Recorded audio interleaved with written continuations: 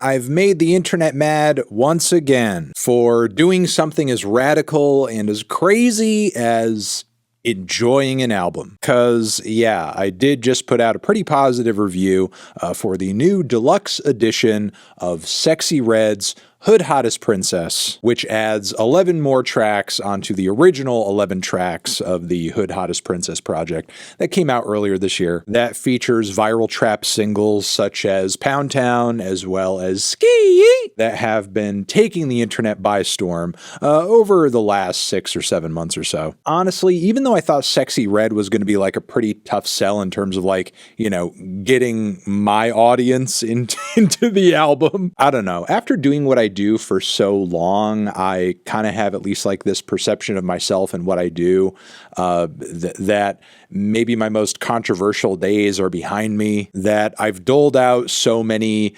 offensive, negative opinions that people hate or can't let go of, that essentially people who watch me or are aware of me are either just like jaded or just are not really like surprised by some of the stuff that I say anymore because, you know, I'm used to it. That's just his opinion. That's what he does. That's him. I kind of have a sense of what Anthony is or isn't going to like at this point. I see what he's saying. But no, apparently not. People can still get very mad at me not even disliking something. Again, liking something, as hip-hop Twitter was on fire over the fact that I gave the Sexyy Red Deluxe an 8 out of 10, claiming it's one of the worst reviews I've put out in years. It's my worst review, period, despite the fact that I think a lot of people who were saying this didn't even watch the review, as little to none of them were actually citing anything I said in the video. And I think we're just kind of reacting to the fact that the score was high and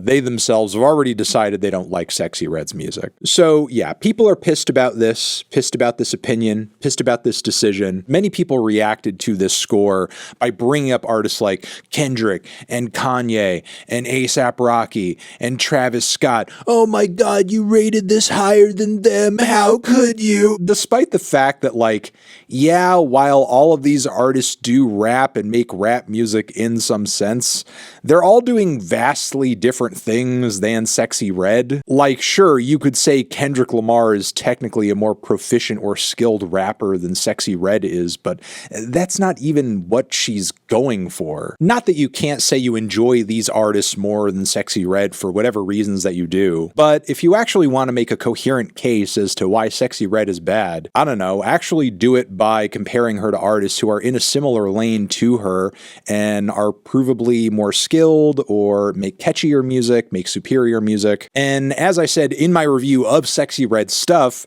she pulls pretty directly from like prime era Gucci Mane and Waka Flocka Flame, and by that metric, she's kind of killing it. Directly comparing her to My Beautiful Dark Twisted Fantasy generates about as much interesting discussion as like saying Sexyy Red sucks because her new record isn't as good as like In the Court of the Crimson King. And at least when I listen to the Sexyy Red, I don't have to hear that shitty ass Chris Rock sketch. I said it. If you guys actually want to make a comparison that makes sense, here's one. Key Glock. Not that I'm trying to say that I think this Memphis rapper is superior to Sexyy Red or he should be taken more seriously or vice versa, but he makes some very old school Southern trap style music that is super bold, braggadocious, ignorant, sometimes silly. It's simple and nowhere near as technical or as deep or as artsy or as grand or as allegedly profound as Travis Scott or Kanye West or Kendrick Lamar. No, he does not. But I reviewed his new record, Glaucoma 2, earlier this year. Kind of caught up with it late, and I loved it. I thought it was really good. Gave it a positive review. There were some people who were kind of surprised that I enjoyed the album as much as I did, but I did. And while, yes, there were some surprises there, people generally thought, okay, yeah, he liked it. Cool. That's cool. Kind of weird that everyone is cool with me elevating some really kind of dumb, simple, straightforward trap music in that instance, but when it's Sexyy Red rapping about how her coochie is pink and her booty hole is brown. It's like the worst thing to ever happen to music. A lot of you guys also highly rate ignorant ass music too, but it's usually when your favorite rapper is like spitting about having his dick sucked or something like that. When it's Sexyy Red rapping about getting dick down or playing with herself on a jail call, which is hilarious by the way, much funnier than most of the bars you'll find on any Future album. Oh, all of a sudden it's bad, it's terrible, it's the worst thing I've ever heard, oh no, the humanity. Look, you guys can like that stuff if you want to like that stuff, it's not a problem. But getting at each other's throats over all of this like silly, ignorant, crazy, fun, hedonistic music, isn't it just like comparing and arguing different brands of junk food? You can like Doritos, this person can like Cheetos, and I can like Fritos. We can each have opinions of all three, but you're gonna get pissed at me because I like Fritos more than Doritos and Cheetos? Next point that I want to make here is that music does not need to be super deep or profound or grand or intricate for it to be good. I can't believe I have to say this, but I'm going to. And I feel like a lot of you already inherently understand this, but I would like to add one detail and caveat here. That's that I think a lot of music fans falsely will attach the quality curve of an album to the depth curve of an album and really snap them together. It's like a one-to-one thing, meaning that music like Sexyy Red's, it's down here in the dregs. It's trash. It's irredeemable. And even if it is good or it is decent or it is catchy and enjoyable, it's only going to reach like a certain level of quality. It can't like ascend into the upper echelons of like, you know, really good classic quality music. And you have like the super amazing, deep, profound concept, critically acclaimed albums up here. But underneath that, even over the type of, you know, albums that Sexyy Red will make, you have the records that, while they may not be like on the level of To Pimp a Butterfly, they're trying to be deep or they're trying to say something. They're making at least an attempt at depth. And as a result of that, they're at least hitting a certain level of quality. Personally, I don't really fuck with that hierarchy at all. And at least in terms of my own preferences, I any day, any fucking day, would rather listen to Sexyy Red or Waka Flocka Flame, or even the debut Lil Pump tape over some mid-ass album that is trying to be deep and failing horrendously. To me, in most cases, you don't get brownie points for like attempting depth and sucking at it and fucking failing horribly. At least in the case of Sexyy Red, there's like no pretense there. She's just making very straightforward, fun, authentic, ridiculous, and funny music. And again, I would rather listen to that than some art student who has their head up their ass. Or even somebody who's just like a Kendrick Lamar clone, or an Earl clone, or a Travis Scott clone, or a J. Cole clone. Final point here, I feel like this shouldn't really be a surprise to anybody, as I have enjoyed plenty of albums in the past that got a bit of an ignorant streak. Again, like that debut Lil Pump tape, while much of the time I know I'm usually associated with, you know, some of those weirder and more experimental artists out there, and some of those, you know, classy, poetic indie folk type records that, you know, have a very nerdy crowd surrounding them. Yeah, I enjoy that type of music. That stuff is cool. It's good. I think it deserves praise. It needs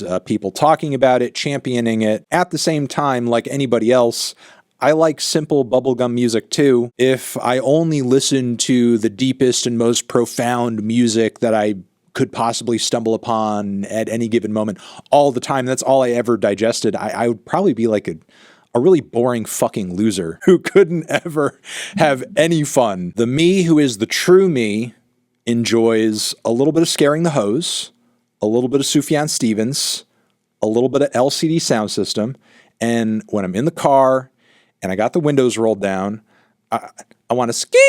Can I just ski just a little bit? Can I just enjoy a dab of yeet here and there as well? Let me know. Am I allowed to live? Because we can't continue down this road where you guys are simultaneously angry at me and up my ass for not praising every single silly, dumb album that you are just absolutely psychotic about, and telling me because of that I'm a dork and I'm a nerd and I'm old and I'm a killjoy and I don't get any music that's new or hot or young or fresh. Then when I enjoy what is arguably one of the hottest, youngest, freshest, most viral, most, contemporary and relevant things at the moment, the Sexyy Red record.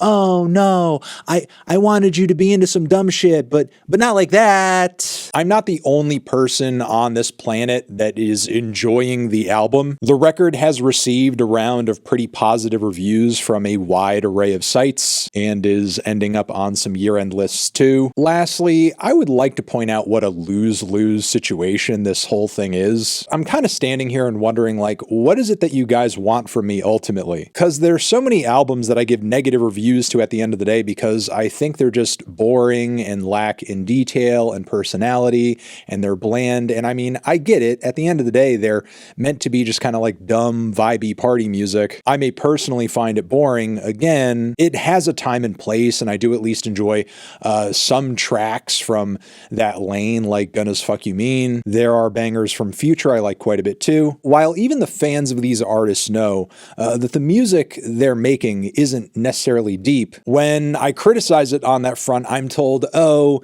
Anthony, you're not taking the music for what it is, you're being unfair. Meanwhile, when I'm doing pretty much exactly that with this Sexyy Red record, no, Anthony, you're not supposed to take the record for what it is. You need to judge it on whether or not it's as good as my beautiful dark twisted fantasy. And again, I clearly have a track record when you look at my larger review catalog of enjoying dumb, silly party music, but I usually prefer it to be a bit catchier, a bit hookier, a bit more in your face and amped and energetic and maybe even eccentric or weird. And I feel like Sexyy Red checks all those boxes. Thank you very much for watching. You're the best. Love you. Mwah. Anthony Fantano over here next to my head is another video you can check out. Hit that up or the link to subscribe to the channel. Music, reviews, forever.